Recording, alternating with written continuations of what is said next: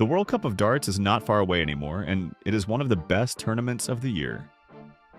Two players each represent their nation and battle each other to find the champion amongst 40 different countries. In this video, I will predict this year's World Cup. Are we going to see some surprises? Who will disappoint? And who will win? All these questions will be answered in this video. Let's start with the grid and the seeded nations. Of course, England is the number one, with Littler and Humphries on number 1 and 2 in the order of merit.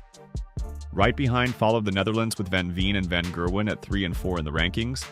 Last year's champions, Northern Ireland, are of course also set.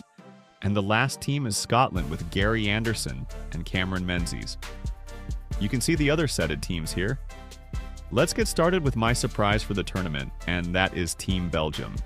Dimitri van den Bergh and Mike de Decker might now not be the best players on the world, but I have some kind of feeling that they can go far.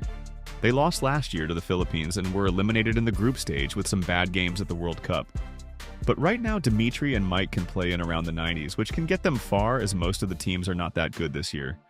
The best Belgium player right now is neither of them. It is the former national team player Kim Huybrechts. He plays a great year and averages often 100 plus in his matches. He even threw a 9-darter in a Players' Championship match this year. But his ranking position cost him his seat for Belgium this year, although no matter how much I love Dimmy, I think he will be there next year instead of him. Next up, we're at my disappointment for this year's World Cup. And that goes to Team Wales. Price has withdrawn from the team and gave his seat to the next best Welsh in the rankings, Nick Kenny. But no matter how good Johnny Clayton plays this year, I don't think he can handle it alone due to the level of Kenny, and I think Wales is closely making the group, but eventually failing the last 16 and get out earlier than expected. So now the question stays, who will be the champion this year? My semi-finalists this year are these 4 nations.